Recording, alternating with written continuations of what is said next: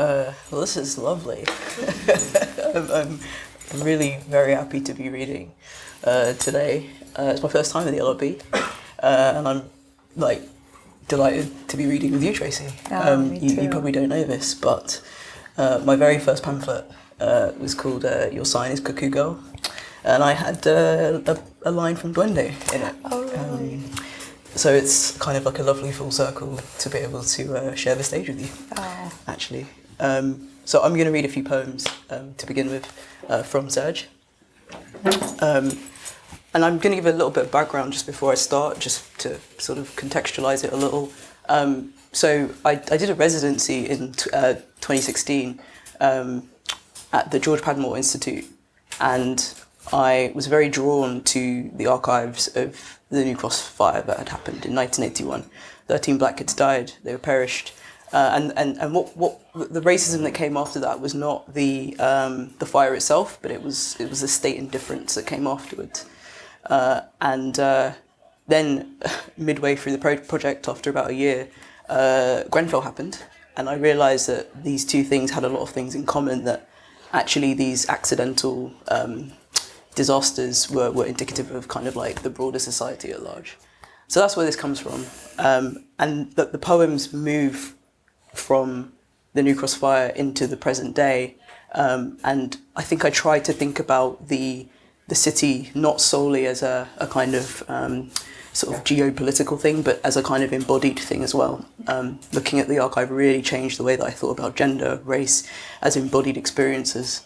And these poems, certainly the first few, are the voices of ghosts, and then we kind of move into the real body. Arc.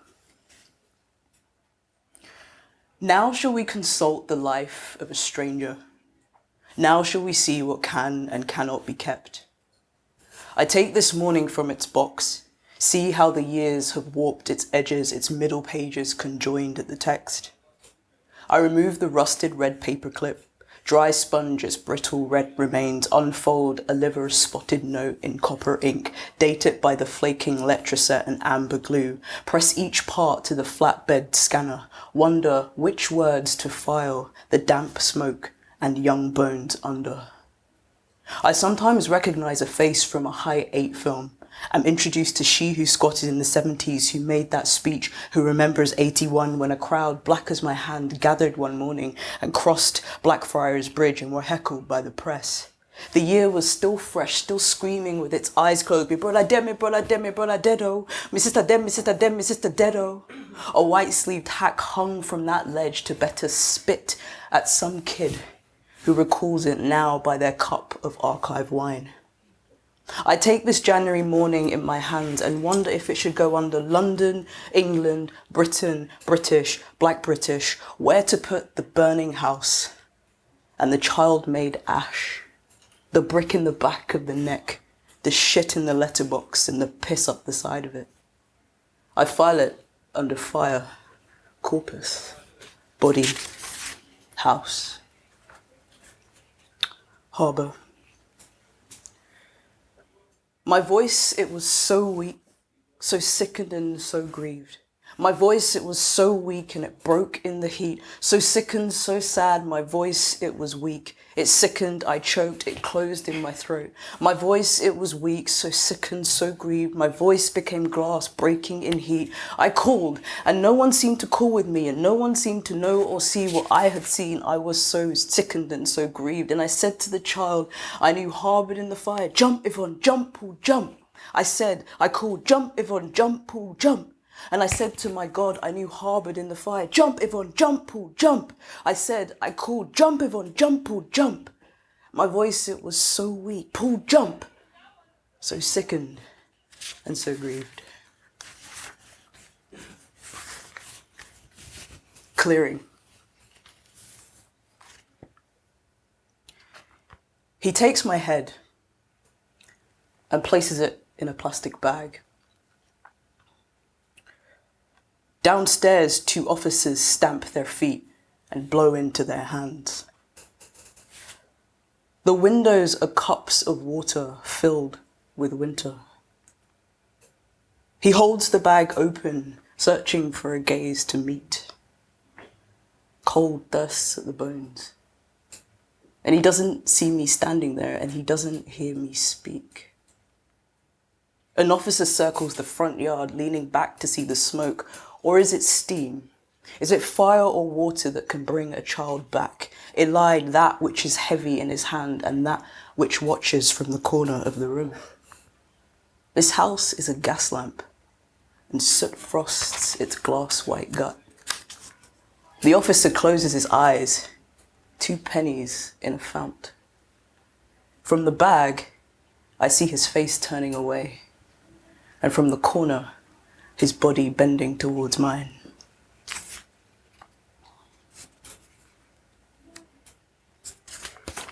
Plus, the officer said, "Oh, it's very common for culprits to go missing." And I said, "My son isn't a culprit, and how dare he imply it?" And one of the officers stood up by the window, and he looked out, and he didn't want to look us full in the eye. He made it clear. He made it clear from the moment he set foot in the house, the moment he set foot, what he thought of us. And when they came back a few days later, I think the Tuesday, he said, "What were you wearing on the night of the fire?" And I said, "Probably your new trousers." And he said, "Brown shoes?" I said, "Yes."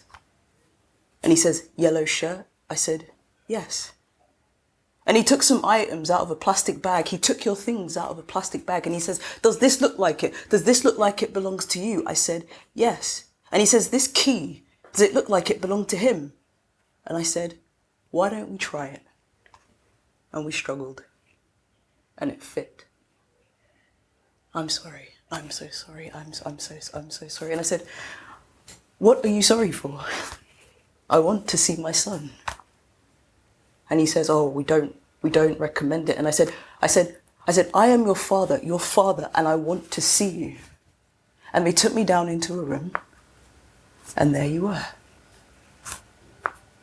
No face, nothing to speak of. And I said, "Is this the body where you found the clothes?" Nod. So I said, "This must be you. This must be my son." Minus. "You came, Dad. And I had been lying there all night, and I couldn't move. And I opened my eyes, and I was in the house, and everything was black, Dad.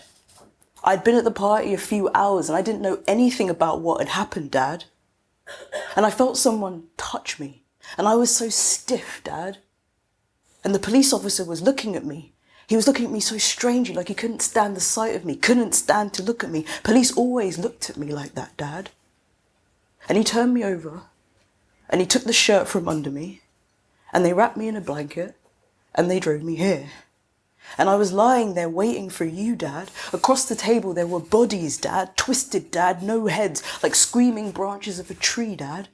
Loads of them, I swear, loads of them. And I heard them say, and they were saying, and then you came, and I was calling out to you, Dad, and I know you heard me because here we are. Come back. And don't bury me. I can't stand it. I can barely stand it when the lights go out and I'm here listening for you, Dad. I want to crawl between Mum and you, in your bed, in your sheets. That's the only kind of burying I want.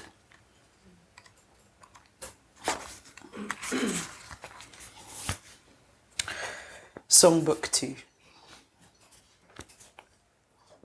How many times has Misty died? How many times has she given us life? How many children does Misty have? As many as there are people hearing this song. Hearing the song, I said they're hearing the song. I said they're listening in from beyond. Hearing the song, I said they're hearing the song. I said they're listening in from beyond.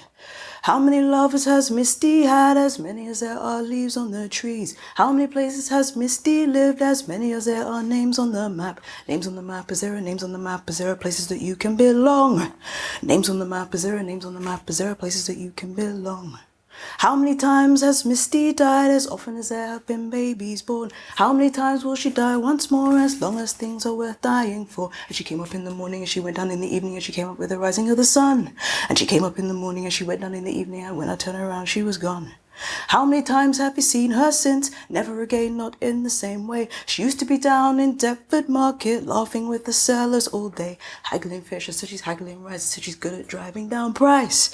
Haggling fish, I said she's haggling rice, I said she's good at driving down price. I haven't seen her, nor have you, not since the fire at 439. I heard her daughter was gone for days. They wouldn't let her see the remains. And she came up in the morning and she went down in the evening. She came up with the rising of the sun. And she came up in the morning and she went down in the evening. And when I turned around, she was gone. And when I turned around, she was gone. And when I turned around, she was gone. And when I turned around, she was gone.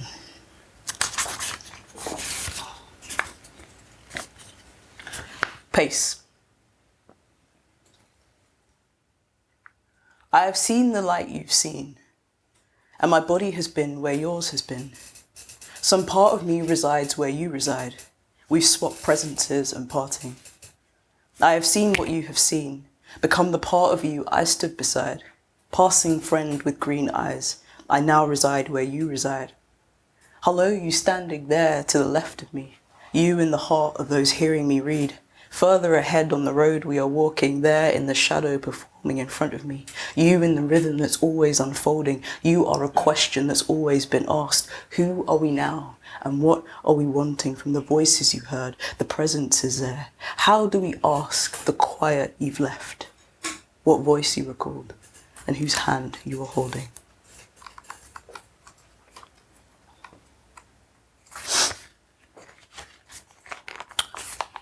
Pride.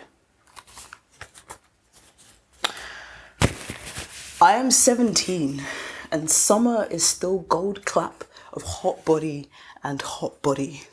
I kiss myself for courage and duck into the parade, and two dykes smiling like young mothers ask me my name. And our gazes lock on love, our slow wend among the cut-offs and the wrecked docks and the glinting nose rings and the head shaved to skin. That hand on my shoulder became a loving mouth pressing its heat into mine. That urgent tongue searching for a place to take root in that way, to go knuckle deep in another, in a third way, sucking white sap directly and watering the teat. Am I the steaming black street? Am I the banner and the band, the crush, the lilting ale, the tipsy hug, the charged flesh and open eye? That was then. Heading to first out when it was us on the menu, salad of fierce look and full power lasagna, speaking with full mouth, queer, lesbian, dyke, offender of no gender, failed woman, swamp, black flag, bleach blonde, Sunday happy Sunday. What it was to me then, those bare arms, to have found them at last, under a slow float, that mood, that heat, and that pride. My body taps me on the heart when someone in soft leather swims into my ken. That smell of squat and underground and every other lover, scent that throws off shame. These days I pass you in the street, though I want to turn around and say thank you for your tongue in my throat, for this thick and practiced arse and cunt, for my plaited scars and flat nipples. They call this a city. I call it the dark between two bodies.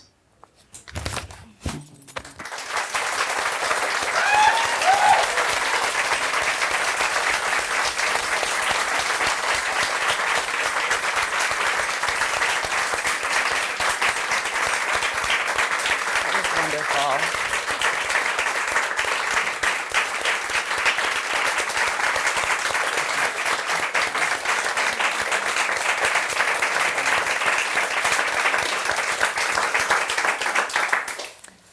Thank you. I just want to dwell in those poems a little bit longer. Oh, okay. We're going to have a conversation after this. So let me get my reading out of the way so we can get to that. I'm so grateful to be here, and I'm so honored to share the stage with you tonight. And I feel something so necessary and alive in me that those poems just gave me. So thank you. I think I want to read some poems that are thinking about America and thinking about compassion. And usually when I think about America and compassion, it's because I'm trying to figure out what the distance between those two things is and how to diminish it. Maybe I'll start with an earlier poem called The Searchers, which is based on a film, a Western by John Ford.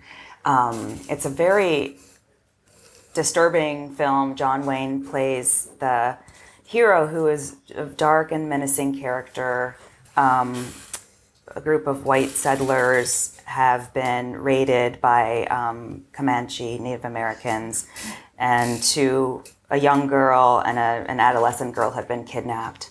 And the family goes on this decade-long quest to find them. One has been killed, the other has been integrated into the Comanche community, and when they find her, John Wayne's impulse is to kill her because he feels like a white life has been wasted. And so the film is about dealing with this reality that I think is grounded in a sense of dominion that has driven much of America. The Searchers. He wants to kill her for surviving, for the language she spits, the way she runs, clutching her skirt as if life pools there. Instead, he grabs her, puts her on his saddle, rides back into town where faces she barely remembers smile into her fear with questions and the wish, the impossible wish, to forget. What does living do to any of us? And why do we grip it, hang on as if it's the ribs of a horse past commanding?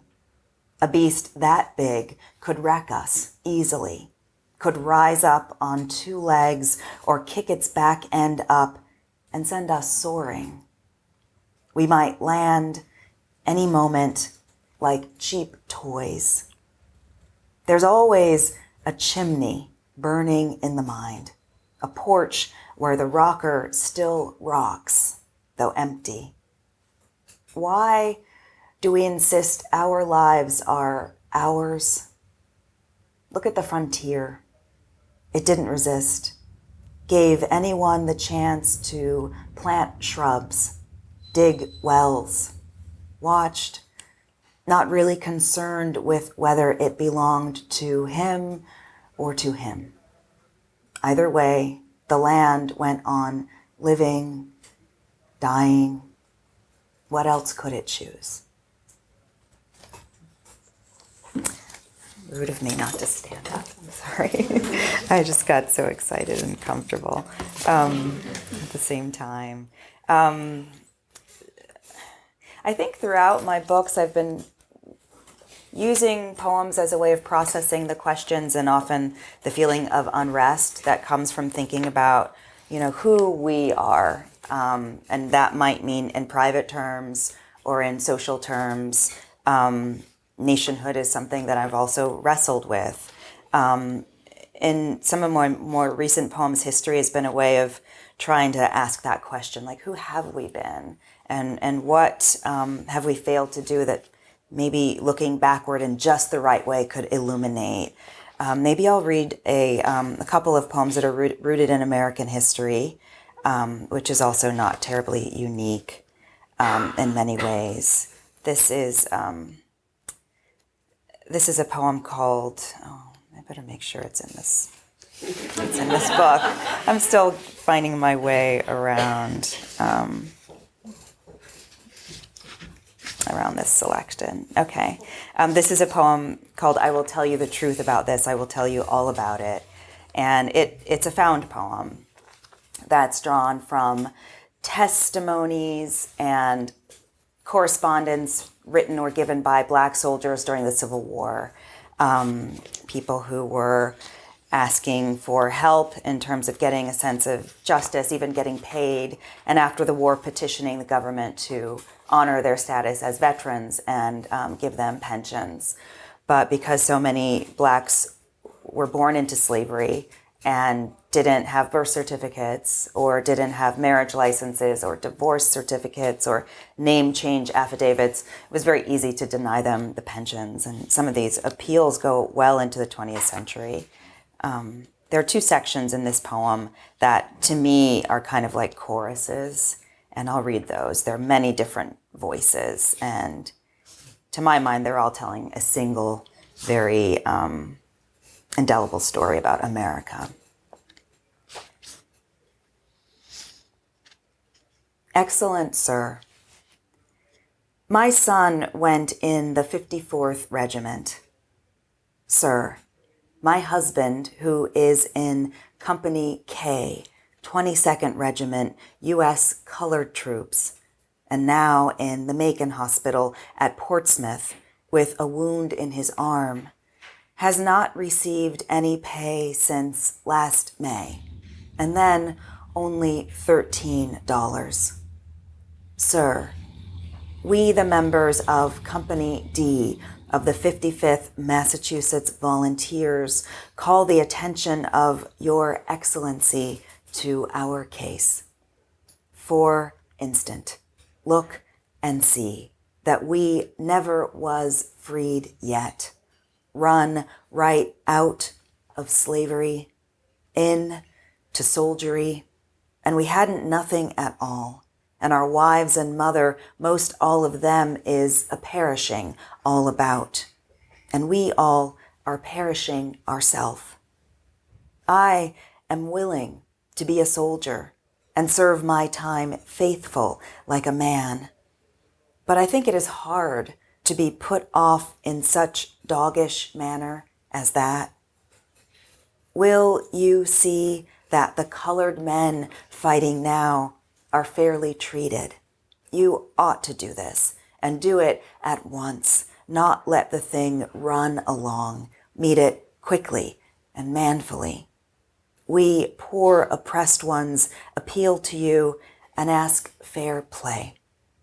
So please, if you can do any good for us, do it in the name of God. Excuse my boldness, but please, your reply will settle the matter and will be appreciated by a colored man who is willing to sacrifice his son in the cause of freedom and humanity.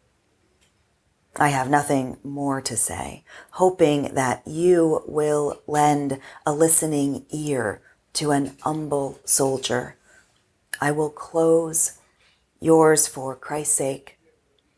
I shall have to send this without a stamp, for I hain't money enough to buy a stamp. I am 60-odd years of age. I am 62 years of age next month. I am about 65 years of age. I reckon I am about 67 years old. I am about 68 years of age. I am on the rise of 80 years of age. I am 89 years old. I am 94 years of age. I don't know my exact age. I am the claimant in this case. I have testified before you 2 different times before. I filed my claim, I think, first about 12 years ago. I am now an applicant for a pension because I understand that all soldiers are entitled to a pension. I claim pension under the general law on account of disease of eyes as a result of smallpox contracted in service. The varicose veins came on both my legs soon after the war, and the sores were there when I first put in my claim. I claim pension for rheumatism and got my toe broke, and I was struck in the side with the breech of a gun, breaking my ribs. I was a man stout and healthy, over 27 years of age when I enlisted. When I enlisted, I had a little mustache and some chin whiskers. I was a green boy right off the farm and did just what I was told to do. When I went to enlist, the recruiting officer said to me, "Your name is John Wilson." I said, "No, my name is Robert Harrison." But he put me down as John Wilson. I was known while in service by that name. I cannot read nor write, and I do not know how my name was spelled when I enlisted, nor do I know how it is spelled now. I always signed my name while in the Army by making my mark. I know my name by sound. My mother said after my discharge that the reason the officer put my name down as John Wilson was he could draw my bounty. I am the son of Solomon and Lucinda Sibley. I am the only living child of Dennis Campbell. My father was George Jordan, and my mother was Millie Jordan. My mother told me that John Barnett was my father. My mother was Mary Eliza Jackson, and my father, Reuben Jackson. My name on the roll was Frank Nunn. No, sir, it was not Frank Nern. My full name is Dick Lewis Barnett. I am the applicant for pension on account of having served under the name Lewis Smith, which was the name I wore before the days of slavery were over. My correct name is Hiram Kirkland. Some persons call me Harry, and others call me Henry, but neither is my correct name.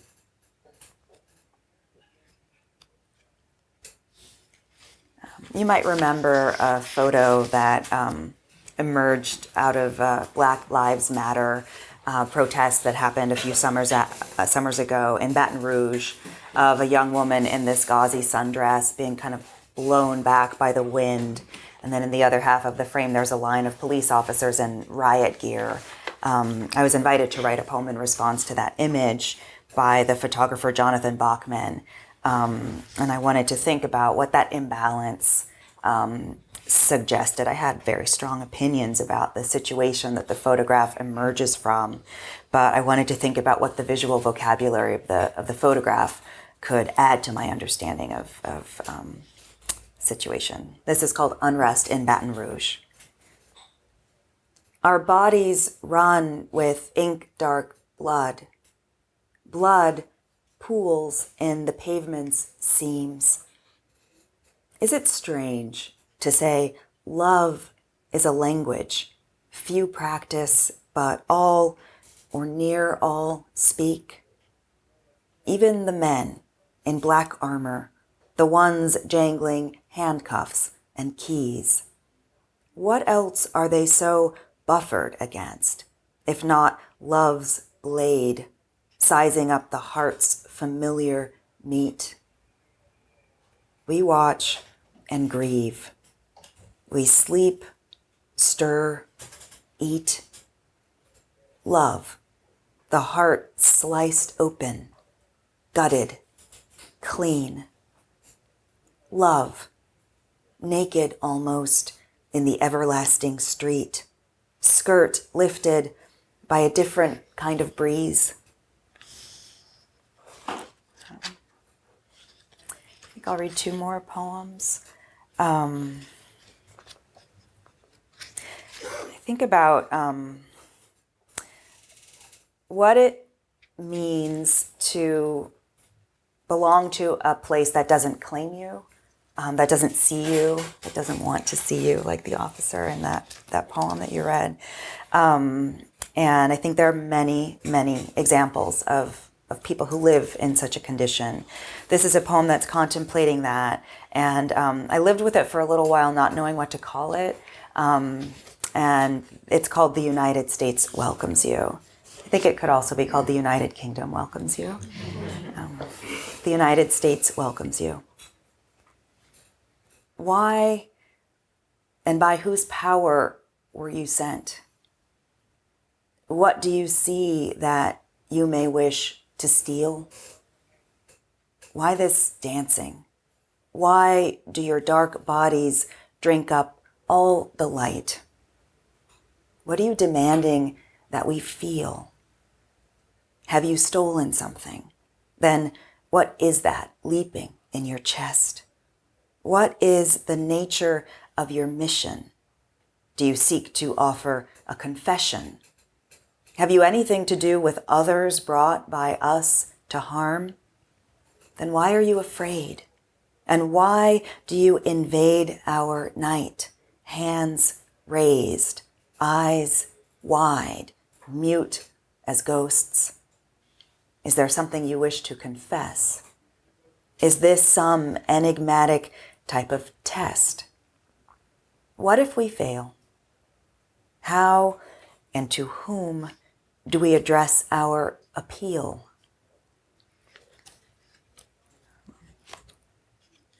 I'll close with this. This is a poem that, I spent so much time thinking backward toward early American history, toward ongoing American history, and thinking about the myths that nations cleave to. And I thought, wouldn't it be great if every poet could write a new myth, like the myth that whatever the we you claim, whatever the myth that we might need. So I'd encourage all of you to do that. It's kind of an interesting practice. Maybe it's like a wish-making exercise, but this is a poem called An Old Story. We were made to understand it would be terrible. Every small want, every niggling urge, every hate swollen to a kind of epic wind. Livid, the land, and ravaged like a rageful dream. The worst in us having taken over and broken the rest utterly down. A long age passed when at last we knew how little would survive us, how little we had mended or built that was not now lost. Something large and old awoke. And then our singing brought on a different manner of weather. Then animals long believed gone crept down from trees. We took new stock of one another. We wept to be reminded of such color. Thank you.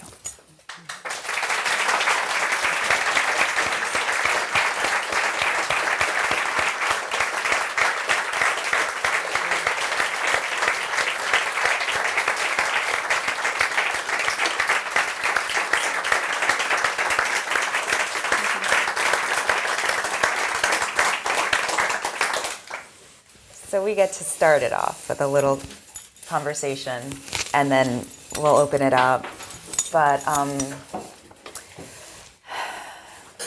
listening to the way that perspective shifts so gracefully, surprisingly, startlingly, and also in a way that invites me into so many different proximities to others. I think about things that poems can do that other things can't do. And I would love to hear from you, Jay, what poems are building or unearthing or inviting us to kind of touch base with. That things like... Well, I'm asking this question because I feel like we're living in a time where logic and law and democracy and civility, those structures don't seem adequate to guide us through what it feels like to be a human alive, and also to guide us toward each other in ways that are useful or productive. Poems are doing that, I think. I would love to hear you talk about the poems that you believe in, or what poems have made real for you. Yeah, I mean, it's very true, and it's a really large question too, because it's one I think I've been thinking about since maybe even the genesis of the book. Like, why even write a poem, right? Like, what are you even doing when you do that? I think maybe the first bit of the question, which is about what poems can do that other things can't do, is a really interesting question, actually.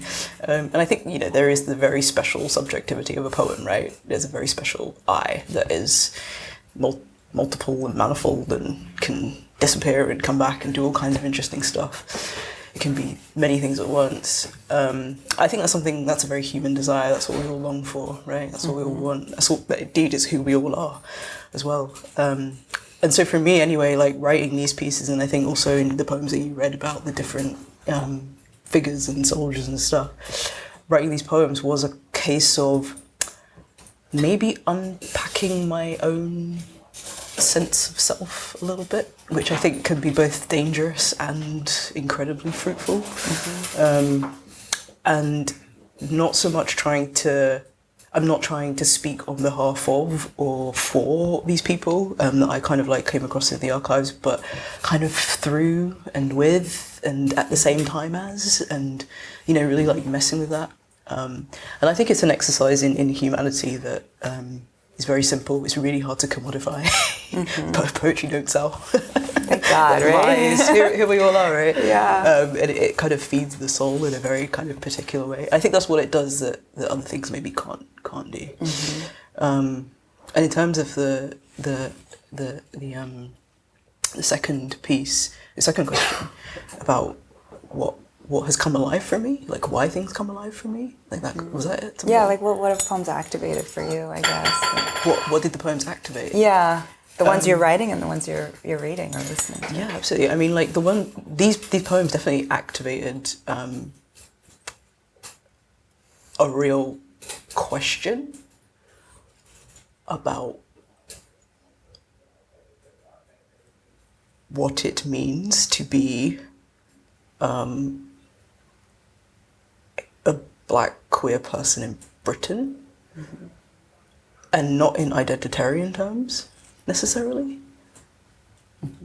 but in terms of I don't believe we can continue to think about politics or poetry or writing or anything in singular terms, and this is where the kind of word intersectionality comes in. And that cannot solely be across identitarian lines. It actually has to be across other lines as well. Environmental, archival, technological. This working in the archives totally blew my mind in that respect. Like reading the work of like someone like John La Rose, who's not a very well-known or well-established poet at all here, well, an established figure, but not as well-known as he might be, was amazing, because he's all about politics and language and poetry and politics, and how the two are, you can't separate them out, sort of reading his work, reading the work of Martin Carter as well was amazing. Martin Carter's got like all of these poems that are just sort of, you read them and they're not designed to make sense, but they are designed to kind of undo something in you and redo it, as you kind of read it and as you read it back to yourself and things like that.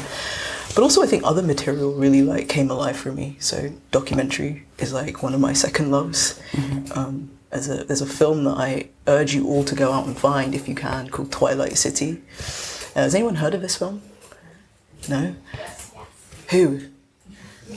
Oh, well done. Okay, so it's Reese August.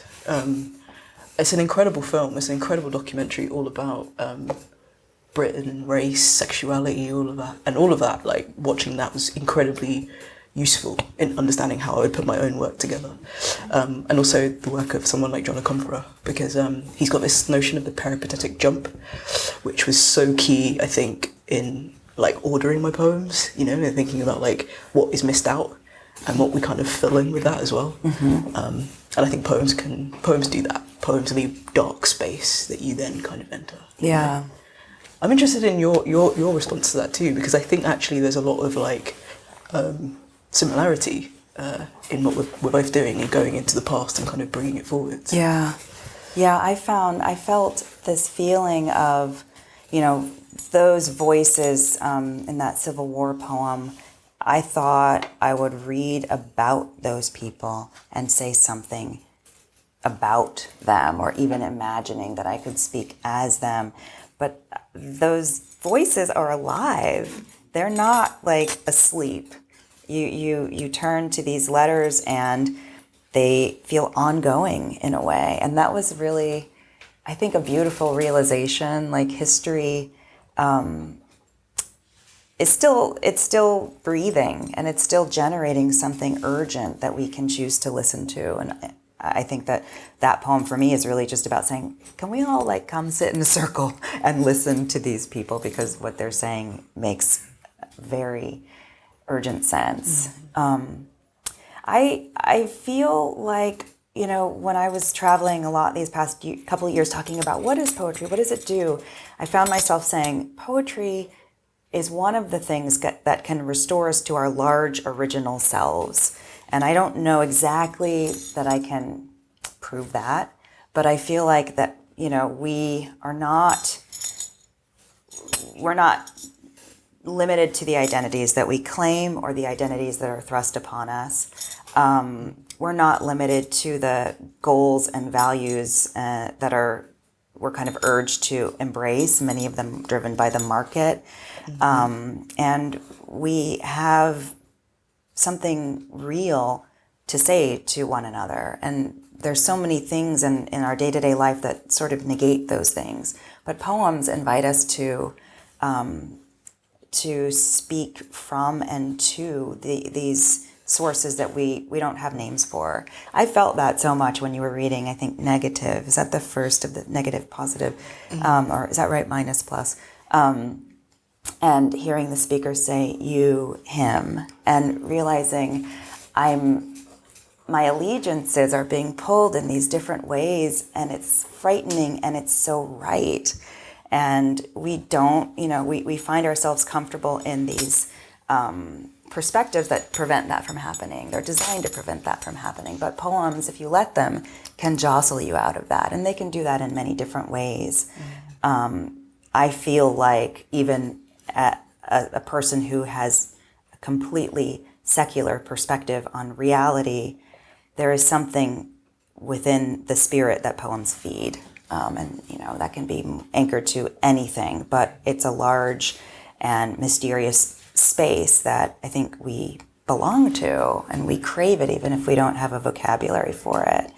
I like the ways that poems, through silence and through even rhythmic momentum, can urge me out of understanding and into something that's deeper than that. And we don't do that enough, right? It's not part of our culture, but I think it's part of what we as humans are probably built of in a way. Yeah. I mean, you talk about love a lot, actually, don't you? You talk about it. You read a poem about it, didn't you? Like something we speak the language of it, but we don't practice it, which is sadly true. Yeah. I was talking to a former student recently, and they were alerting me to all. We were talking about, my 21st century gripe, which is, we're being corralled into these perspectives where we are supposed to be branding ourselves and, like marketing ourselves. And then at the end of the conversation, I found myself saying to them, I want to be a resource for you. And I said, don't use that word. It's not about commerce. And they said, oh, you're so right. There's so many ways that, but I love that poems can invite us to think about, the transaction of being human as something that's non-monetary. Yeah, totally. Yeah. I mean, I have a question for you, actually, about being a Poet Laureate. because it's intense and kind of amazing. But what does it mean to, be a black woman in this position in the US at this time? What does it mean to be in this position of such intense recognition and honour with a president who... ... We could list the verbs that could come after that. Yeah. I had to really think about what that would mean before kind of going into the role. And I decided that we live in a time, for the reasons I described and others too, where poetry is so necessary, particularly for thinking about the discomfort, one end of the spectrum, to violence on the other end of the spectrum that results from the distance and difference between, different groups of us, right? Race is the big thing, but there are others too. And so I said, okay, I want to be like a champion of this empathy or compassion building art form. I want to be a champion of all the many voices coming out of contemporary poetry who are telling us that America is many, many different things, and we must value each of those things. And when I was traveling, I spent the last 2 years traveling to rural communities in different parts of the U.S. And so these are places where we're told, those of us who live in, cities and coasts, this is the red heart of America. You have no business going in here. You won't understand anything that is happening there. And I said, I don't want to believe that. And I bet even if it's true, poems could create bridges between people. And so I went into different communities, and I found really beautiful, thoughtful people who are struggling with similar questions, whose lives are characterized by different things, and so some of their questions and struggles are different, but who are curious about what other people's lives feel like, and who, upon listening to a poem that, in which the speaker's talking about childhood or loss or, immigration, are willing to say, this speaks to me in these ways, and it reminds me of these things that I've felt too. That in a coming out of the narrative of America right now, which is divided, violent, kind of at loggerheads with itself, that made me feel so hopeful and so grateful. It made me know that there's something happening on the ground that's different from what we're being urged to accept. And even in places where there is division, and I went into some places like that and met people who said, I'm white, I live in a community that's segregated, and so I brought my 3 white kids here to hear you, because they need to know that Black people have something to say, that they need to kind of take in. And then, hearing Black women say, I'm here because I want my daughter to see someone who looks like her doing something like this. All of that, I kind of lost the thread of the sentence there, but all of that made me feel like there's a hunger that sits on the ground in different communities, and regardless of what's happening in the White House, I think there are people who really care and want to learn about what's possible. So I feel very grateful. I feel this more and more just from almost the requirement of having to talk about this art form in different contexts. I understand that poetry really is something that can repair the culture that I come from, that has been degraded by a lot of illogical and deliberately obfuscating language and other things too. I mean, I totally agree with you there. When I was working on this book, I kept returning to this thing of the media, not only because the media, I think, has a sort of weird monopoly over what we think is information, and what we think is truth.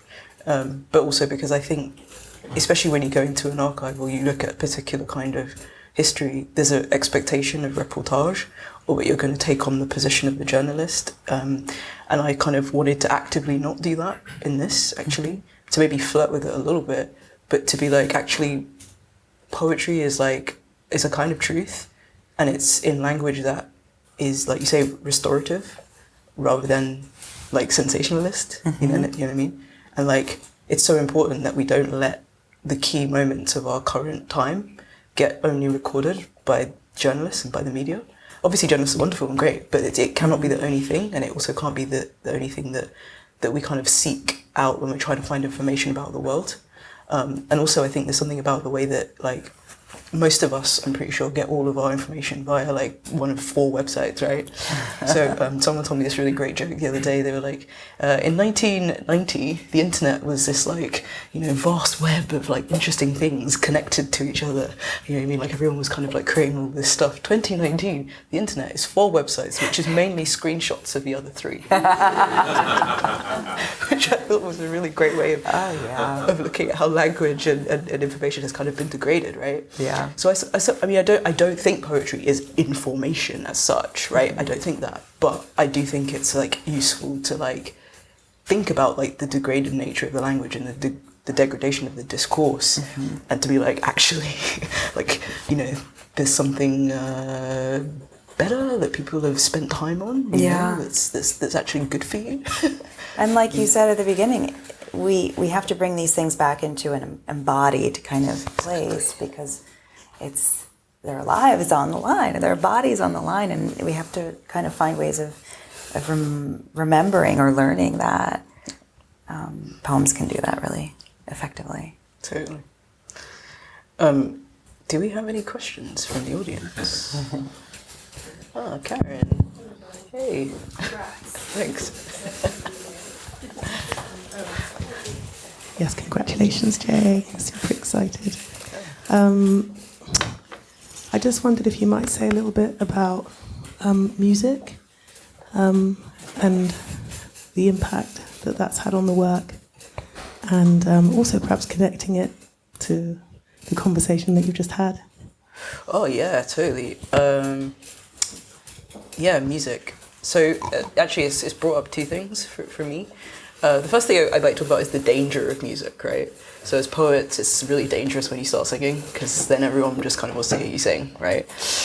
If your voice is okay, like maybe not all the time, but like I definitely have found like there are like three songs in the book, if you know what I mean. One which is a narration of the New Cross fire and kind of like what happened. One which is a kind of aftermath, which you heard, which is about somebody who's... I was really interested in this idea of like histories of people who are kind of like cast aside and who we ignore and who ask us for change, and we kind of brush them off. And that was a kind of a song about that kind of person. And then there's a third song as well, which is sort of informing the book but isn't necessarily there, which asks the question of like, you know, why does this feel like it's happened to you? Why does this feel like it keeps happening over and over again? The first song actually comes from something that my dad used to do a lot. So my dad was like part of like that kind of like youth culture of the 70s and 80s, where you had these like Black Caribbean kids with their sound systems, and he was at Carnival in 79 and was like, you know, with his shirt off, like, you know, playing music at like top volume, and that culture has like definitely like come to me like through him pretty much. And he used to basically like invent like little songs using the rhythm that I've got in that. So it's like a really like common like childhood kind of thing. Like it'd be like something really like dumb, like I don't know. Karen is a poet and she has curly hair. It's really nice that she's come down here. Her work is amazing and it's an aviary of birds. An aviary of, oh God, now I've embarrassed myself. Sorry, what is it again? An aviary of small things, small birds, that's it. Yeah, that's it. Ah, my flow's gone, sorry everyone. It was nice when I lost it. But it was like that, you know what I mean? It was all silly stuff, you know what I mean? And then I thought it'd be really lovely to take that, like, that that song from my like childhood that he just used to like riff on all the time and turn it into a kind of narration, you know what I mean? Yeah, and it was really important to kind of embody that kind of like bystander figure, you know what I mean? Like everyone knows the person who just knows everything, the gossip, you know, the person who's like found out all the stuff before everyone else, and like, how do you know this, you know? And have that figure, that kind of community figure, like telling these stories. And there's a lot about sound system as well. Like if you come to the event on the 20th, 21st and 22nd, we're gonna have the Boss sound system, which is a new one that's just been started up. So yeah, like music is important to it. It's definitely like informed it a lot. Dub, poetry, reggae, all of that. Yeah. Does that answer your question? Yeah. Sweet. Cool.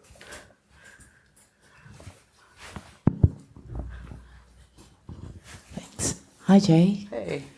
Congratulations. I've been so excited about this book ever since I came down to New Beacon Books. And so you do the beginnings of it. But my question is actually for Tracy. Could have just said hi, Tracy. And it's kind of a similar question to the one Karen asked. I had to review Wade in the Water, positively. Oh, thank you. But I was familiar with the song Wade in the Water, so as soon as I saw the book, the first thing I did was go on Spotify and play all the versions of Wade in the Water I could find. And I just wondered how you arrived at that. Was it the song that really absolutely. inspired it? I had been thinking about the history, and that Civil War poem was one of the first history and documentary poems that I wrote, but there are a couple of others. And I was also working on a libretto for an opera that's rooted in this American South, and had been going on some research trips that took me to plantations and sites of slave auctions. And I was really burdened by this history. Felt a lot like I had felt as a child learning about slavery in school and feeling a kind of guilt almost, or shame, which is ridiculous. But I think that there was this feeling like, how could this have happened? I didn't feel the sense of shame, but I felt the sense of rage and regret. And then I went to a ring shout, and there's a poem in the book that kind of narrates that. One of the performers greeted everyone by saying, "I love you," and giving everyone a hug, and it feels real. I mean, that this is how she's chosen to see other people. And they performed Wade in the Water. That was one of the many songs that they performed. I've always loved that song, but I also felt this beautiful sense of that troubling. And I realized this awful unrest and the feeling almost of a painful gratitude when someone offers you the opposite of all of that as a similar kind of troubling. And it felt like the place where something valuable can come out of. So I wanted to just sort of honor that song. I wanted to ask people to think about it and do what you did, and to think about what it means to trouble and what it means to be available to that as well.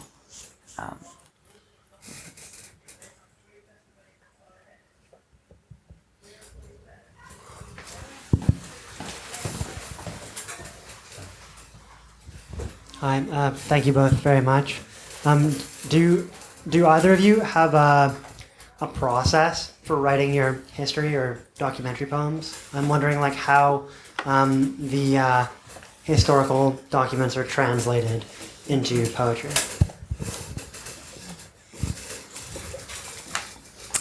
I found myself sort of waiting to see what... Someone just did it. Don't do that. I found myself waiting to see what the document, how they spoke to me. And sometimes the intended approach was wrong, and then the document would say, no, this is how you will use me. And and maybe that's really just the result of the questions that began to form in my mind. I've taught found poetry to my students over the years, but I'd never written any of it myself. And so writing erasures or these kinds of documentary poems felt like a very unusual impulse. I found myself, at one point, it almost felt like I was using a Ouija board because I was trying to read against the grain of some correspondence written between members of a slaveholding family. And I wanted to hear within that language the voice of the people that they were speaking about, the women that were enslaved to them. And so I felt like, okay, wait, this is a statement, but that's not the statement I'm supposed to hear. Oh, this is the statement I'm supposed to. It felt as though, the thing you hope happens when you're writing is that your imagination and intelligence and values can lead you somewhere, at which point something better can pick up and guide you forward. And it felt like that something better was making itself known. So it was exciting to me. Yeah, I think the Ouija board is true, right? And for me, I guess it was returning to the same material just over and over and over again. Like, I think the work is very specifically rooted in one specific archive. So I think there's traces of that, and that kind of felt important to me. And like I said before, I actively resisted doing that thing of like going around with a microphone and trying to interview everybody and trying to like create documentary.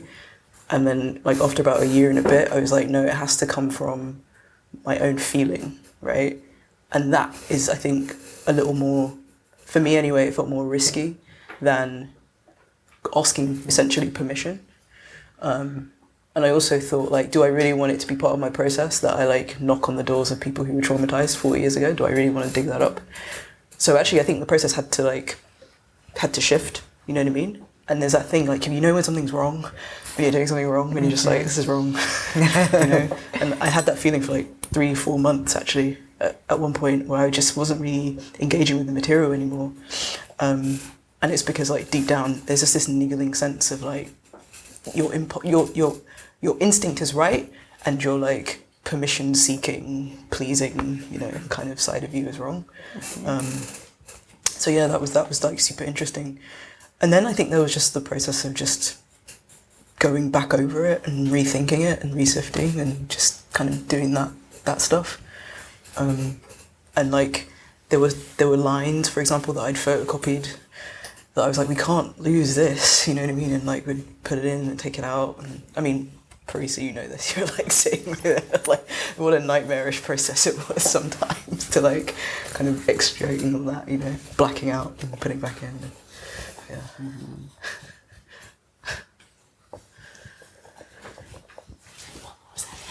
Okay, cool.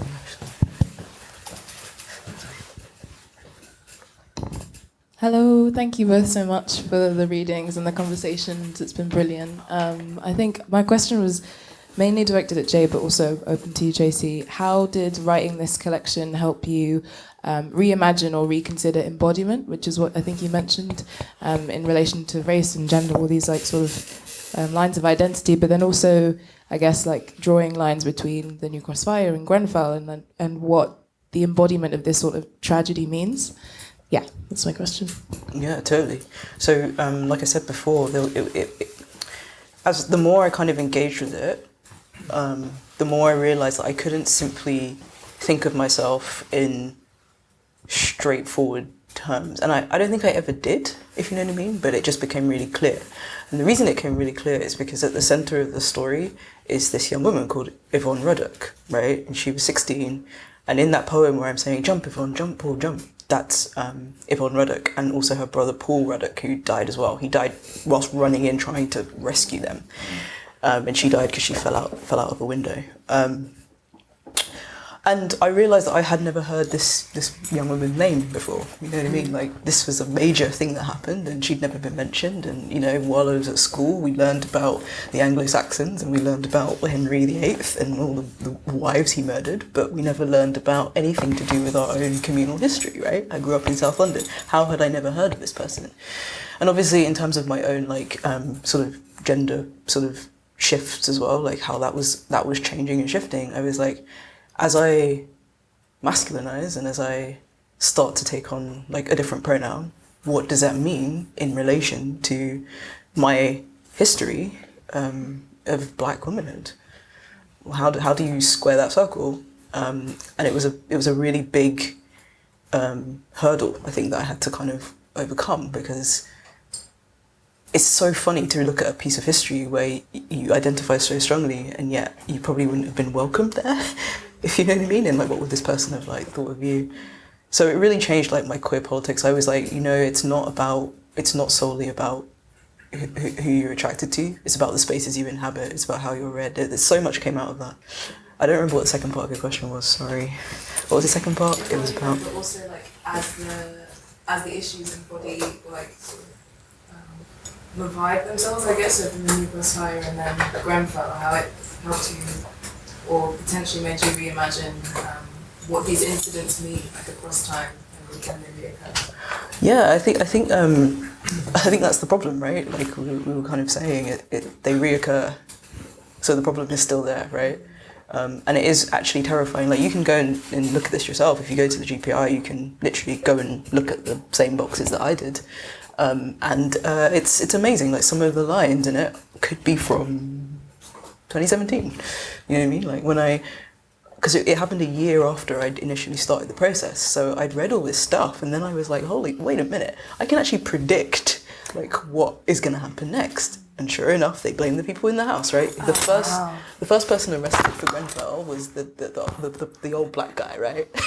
They went in, the guy whose fridge. It's like a horror movie. It's the like first person died. I mean. Right, exactly. Yeah. The first person dies. He's a black guy. Who else? Somebody who sort of lied about, having family members there. Do you know what I mean? Like, have we seen anybody at all who was actually in charge really get prosecuted? The next inquiry isn't until 2021. You listen to the inquest, and it's like there were clear faults here. You know what I mean? Like, and it's the same thing with the New Crossfire. The first people that they went and arrested were the kids who had been at the party. Right? Those were the first people that they targeted. Then they blamed the Black community in general. They were like, well, the Black community knows who's doing it, but they're not saying who it is. You know. Then they blamed the family. They invented a story that the mother had been having an affair with someone in the house, and that, you know, and that was why. Do you know what I mean? Like it was completely ludicrous.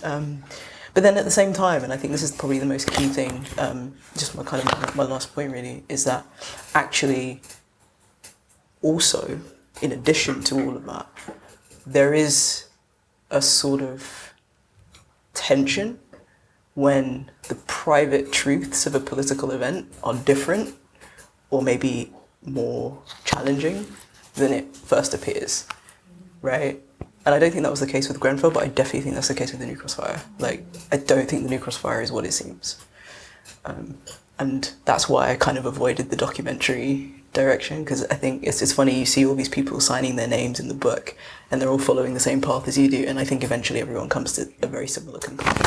Oh, wow. You know? So yeah, there's that personal, political, private, public kind of tension as well, which is interesting. Thank you so much. Oh, no, my pleasure. Was that everything? I think we got everything.